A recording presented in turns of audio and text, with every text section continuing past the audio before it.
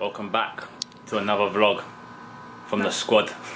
Not your usual. No, let me get comfortable. So, we are in isolation. We've got the plague, people. We actually haven't got plague, don't listen to him at all. He's spreading vicious rumours. It's not true. We don't have the plague. There's nothing wrong with us. We're absolutely fine. Fit and healthy. Not a cough in sight. Do not cough in this video. But in all seriousness, we're actually okay. But we travelled from Manila to ILOILO. On the 15th, right? Yeah. The 15th. So no, it wasn't. It was the 14th. We travelled the day before the lockdown. Yeah, we travelled on the 14th, the day before the lockdown of Manila, before everyone was allowed in and out. Now, I think like one of the things that we want to address in this video is that we left because everyone was told that there was 48 hours before the lockdown, which gave people the opportunity to get out of Manila if they didn't want to be stuck there, or stay if they did. The kind of issue with that is there was limited cases in the Philippines at that point, and since that lockdown, which happened to prevent the spread of the virus, everyone knew they had 48 hours to get out, so they did. So anyone who was a potential carrier or who had it that they didn't know, they've gone back to their home provinces, they've gone back to their home countries, they've left, they've moved somewhere else. And the reason we left was because we bought a house in ILOILO and we expected to be able to go and stay there for the 30 days of lockdown, because we knew that the other islands would probably follow suit. It wasn't really financially affordable for us to be able to stay in Manila for a month, and it just came with a whole load of other issues. So either would have meant we had to fly home, or we just were going to sleep on the street at some point. Like, it was just not financially affordable. So we left on the 14th. Now, when we arrived at the airport, you will have seen from the last video, it was so packed. There were so many people there. There was not one seat on the plane. They were doing announcements all the time, asking people to check in their hand luggage for free because there wasn't enough space in the lockers overhead. And everyone just went a bit mad. I think everyone just was like, quick, get out of Manila. Everyone panicked. Yeah. So as a result of that, we got off our plane, and as again you would have seen in the last video, there was you come down the tunnel when you get off the airplane, and before you go through the doors to actually enter the actual building of the airport, they kept everyone there, and they said to everyone, oh, you know, we expect you to do like a 14-day isolation period, and you're only to go out for emergencies to get food or go to the pharmacy, which is pretty much the same as what's going on in Manila. This is to prevent the spread, look after ourselves, all that kind of stuff. Now, obviously, we don't have the amenities to be able to cook for ourselves. It's not viable, because it works for like all you guys, all the locals. So because you've got houses, family, and stuff like that. Yeah. We don't have that here, so we was hoping to be able to go into the house. We knew it would take a few days though to get there to set it up. We allocated for like a week to, you know, get things done and whatnot. But because we're unable to go into the house, which we'll update you in a separate video about the house, we would have had to have paid for a hotel, paid for takeaways every day, so breakfast, lunch, dinner, and that costs quite a lot of money, right? So we're not able to. What you've got to remember is as well, we're not able to go out and withdraw more money.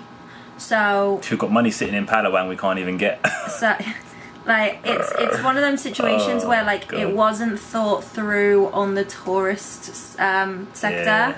So we've come through the airport and they've said, oh, you know, everyone needs to go back to their house, keep a distance from their family, no beshi beshi. Beso beso. Oh, is it beso beso? No beshi beshi. You're not allowed to kiss, you're not allowed to hug, don't be in close proximity, and only go out for an emergency, cook yourself, blah blah blah. We can't do that, so there was no information given to us at all. There was nothing. We just got squirted with hand sanitizer and on our merry way. Zapped with the old temperature gun to the head. And that was literally it. Like they said, okay, thank you for listening, everybody leave. And so we left. We got a taxi and that was it. then I finished the video for that day, so you will have seen that video. Then about, what, an hour and a half later, about 10:30, 11 o'clock at night, there was a knock on our hotel doors. We checked in. They asked where we'd come from. We told them. We said, look, although we flew from Manila, we've spent a month in North Luzon. You haven't even seen them travel videos yet. But we've spent a month up there. We haven't, like, based ourselves in Manila. Then at about 10:30, 11 o'clock, we got a knock on the door from Captain Brangay of this place. One of my brothers. Not this Captain Brangay, but a different Brangay captain for the area that we're staying in. We're like rivals. I said, I'm from Tagback. So they knocked on the door, and the hotel owner knocked on the door. They stood about 2 big steps back away from the door, and they said, listen, you've come from Manila, you're not allowed to leave the hotel. And we were like, well... We didn't say it like that brutal. Like, they said... No, they definitely were like, listen, no. We're locking the door on you. Yeah, no, it wasn't quite like that. Say that. He just said, you're not allowed to leave the hotel until you check out. That's what his words were. So we'd actually only booked to stay for 2 nights at that point, hadn't we? Because, again, we were expecting to sort the house out. Yeah. We did say, well, obviously, how long are we not allowed out for? And they said, until you check out. The assumption made from, like, various things that was said is that once we check out, I think that we would have to declare where we're going, and then they would then keep an eye on us from that point, where we go from here until the next place. But while we're in this hotel, we're not allowed out. They asked us, rather than taking our passport off us, they asked us to take a photo of our passport and send it to them on the Facebook page, and if we requested anything or required anything, text them on the Facebook page and they'll provide it, basically. It's just, if we knew this before in Manila, we wouldn't have left Manila. Yeah. Because, or even for that matter, Luzon, because it would have been better for everybody to stay where they was, yeah, rather than fly. All the tourists anyway. I think everybody though, definitely the tourists, it's definitely a difficult situation for us, because a lot of tourists take out the fact we've got ours, they don't have anywhere to go. Yeah. I think the fact that there was a 48-hour period of time before there was a lockdown, everyone scrambled, and now because everyone's scrambled, there's a lot of kind of concern that those people who've scrambled and left the capital have took maybe the virus with them. And now it's kind of put everyone in a really paranoid state of mind when you arrive somewhere, which is completely understandable. At the end of the day, it's not a country that can really financially afford health-wise to have this kind of. But what they should have done was let everybody know that if you do leave Manila, this is what's going to be going on. This is what you have to expect. You have for to example, this happens to us all the time, by the way. We'll go to a new area, a new city, new town, whatever, and we won't have any money. We'll have just enough money for that day, and then the next day usually, or the same day, we have to quickly run to Palawan after we drop our bags off. This happens all the time. But if that had happened this time, after we landed in ILOILO, we would have been absolutely in a bad trouble, way, because we can't leave to get money. We can't get food without money, but we can't leave the hotel. So, and they don't have like a little restaurant here, do they, in the hotel? What would we have done? We'd just starved in our room. Exactly, and I did say to them, I would have had the white flag hanging out the window. Help me! Sending someone on Instagram or something, or on YouTube. Guys, can you bring us some food? It's hard. It's really hard. I think if people knew before they left Manila that when you get to the place you're traveling to, you would be isolated, it would make people think, right, okay, if I don't go to Manila to leave Manila, then I'm not going to be isolated. Because we were in Luzon, we were fine. We didn't have to isolate because we weren't in Manila at that point. So if we'd have stayed in Luzon, we would have just carried on traveling and it would have been okay. I think there would have been like restrictions on, you know, going from like city to city and stuff, because we know that there's been lockdowns on cities. But we could have just stayed with Tessie. And you haven't even seen them videos yet, but we had the swimming pool with Tessie, and we've got a beach with Tessie. She cooked great food. She would have liked the company. She would have enjoyed the company, and we can do a bank transfer to her if we run out of money, and it's not a problem. But obviously, in this situation, we've come to ILOILO. We've got just we had enough money because we didn't spend any money with Tessie, did we? We was lucky. So we had a couple of thousand. It ain't always on like us. that. Usually it's not like that.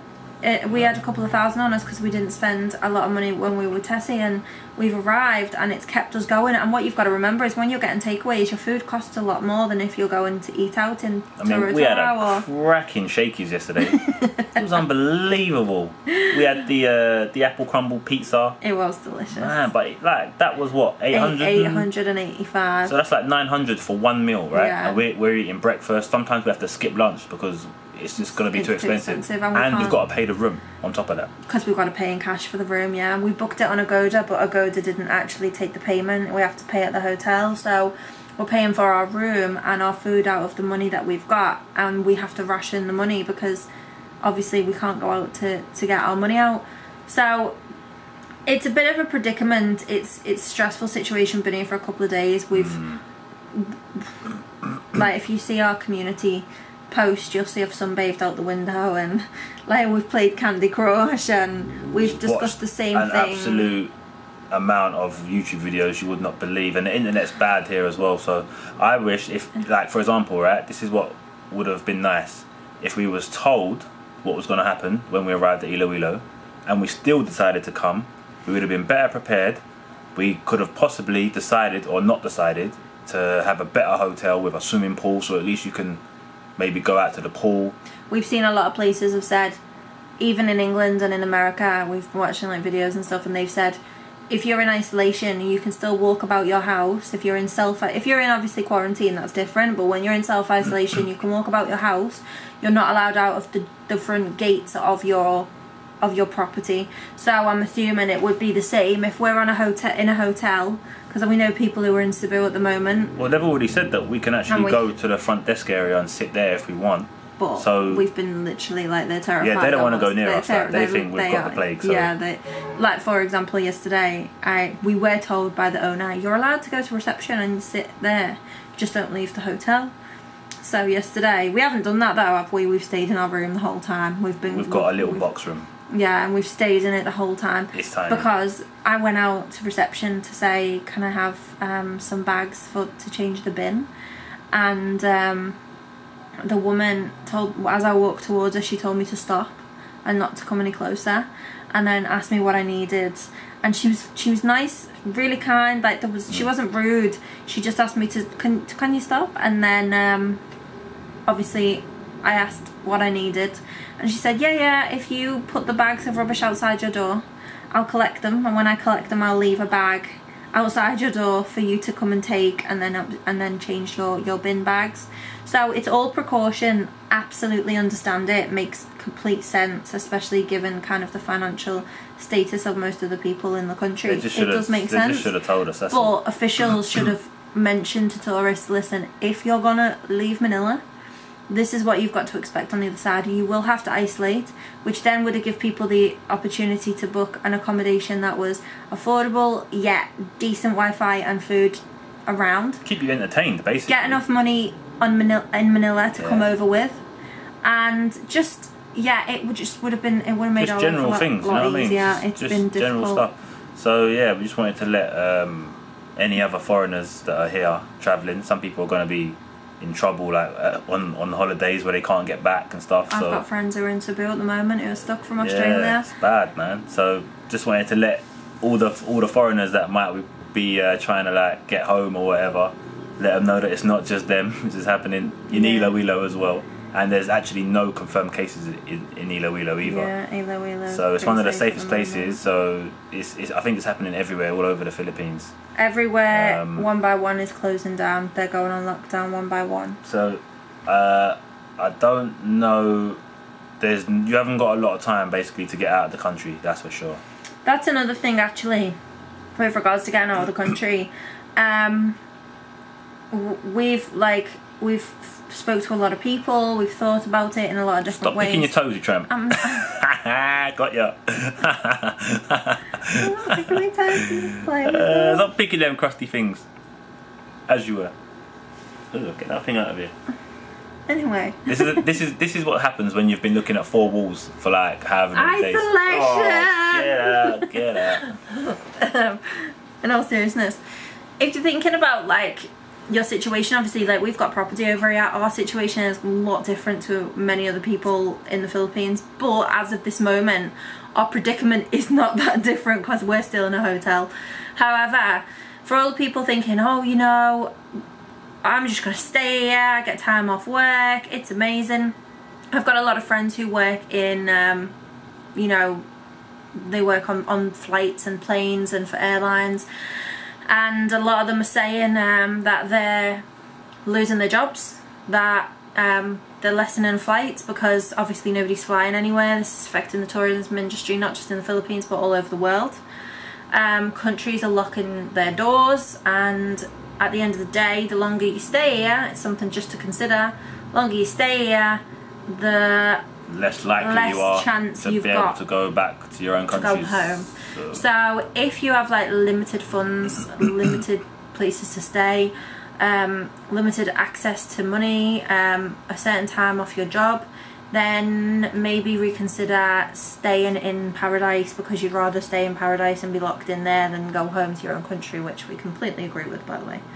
But maybe people haven't really considered that as an option or thought that far ahead, and with jobs being lost in kind of like airlines and stuff, the less staff they have, then the less aircrafts that they can send to other countries. Less aircrafts they send means less flights for you to get home. Less flights for you to get home means that when you run out of money, what are you going to do if you're not somebody who works online? So just something to consider, something that we've thought about. I mean, let's be honest, we've got nothing else to do other than think. We're surviving. I mean, this video is going to probably take like 3 days to upload because the internet's so bad, by the way. No, I'm not messing. We arrived here on the 14th. I was uploading the video from the 14th until the 16th, so this could take 2-3 days before you see this video, so we could be like a week in by this point. Yeah, been here for a few days, and oh, that was it really. Just a little update, just to let everyone know what's happening, going and on. To all the foreigners that, you know, this is what's going on. Yeah. Stay strong, guys. So yeah, we'll continue with our travel videos at some point, but I think that at the moment while this is going on, it's kind of important to stay relevant and let everyone know where we are, because everyone keeps leaving comments. Where are you guys? Are you safe? Are you okay? What's happening? We're all good. So we're fine. Nothing wrong with us here. Like, whether we both survive. Although it was quite funny, I'm gonna tell you a quick story before I go, right? So when we was in the airport coming to ILOILO, we went into this restaurant, right? We was both hungry. Starving. So we went and got this chicken curry, and it comes in like a pot, right? And the lid's on, so it's so hot. The steam's all inside. So I took the lid off. We both sat down. I took the lid off. All the steam come out, and I was so hungry, right? So I've just dug straight into the pot, and the steam must have hit the back of my throat. So you know, like when like a drink goes down the wrong hole or something like that, and you start coughing. The steam's hit the back of my throat. I've coughed, and I've coughed into like my t-shirt sleeve, right? So I've gone. I could feel it coming. So I've gone. Like that, and everyone's head just looked at me. Everyone went. She went. She didn't even say, "Are you alright?" She went, "Stop coughing." I did. Everyone. He had his back to everyone, so he didn't see. But everyone went. And it was a harmless cough. And I was like, "Stop coughing!" Everyone's looking at us. So I had to quickly like open my drink, have a little mouthful of drink just to get the feeling away, and I was fine. Oh, but everyone literally crapped themselves. It was funny. It's not funny, but it was funny because obviously everybody's like that scared that they're just paranoid to death, and that's not a nice place and situation to be in. But it was funny, and then he went, "Thanks, by the way, you didn't even ask if I was okay, you just told me to shut up." I was like, sorry about that. And then, you know, 2 minutes after that, a guy come in with like a long plastic Mac with all the way down mask, to his ankles, goggles, hat on, gloves. hat. Yeah, he had the full works. He was plasticated right up. He looked like he could have survived anything. Like, you know, like cockroaches just don't die from nothing. He looked like he was fully armoured, wasn't he? Yeah, like there's a lot of it's madness. Like we've got it really is like crazy. There's you can hear like there's people out and about in the street, but for where we are, it's not loud at all, is it? Normally there's beeping, and there's no beeping. Our friend Kai, those who watch will know who Kai is, sent us pictures of Makati, and it's dead. Not one person on the pavement, not one person on the street, and it's just empty. We've heard stories about what are they called? Tanks being in BGC. Is that true? To block the roads off? We've been told about that. It's just, I think it's going on everywhere. Things are kind of spreading, as in the kind of panic is spreading, so the closures are spreading, the lockdowns are spreading. So tell us what it's like where you are, if you're in the Philippines, what's going on in your town, what precautions are they taking, are you in isolation, what are you doing to occupy yourself? That was it pretty much, guys. We better end the vlog right now, but it's going to take 4 or 5 days for this to go up. So we will catch you again in a few days time, I think. Peace out, and make sure you got that money for that shakies. Woo.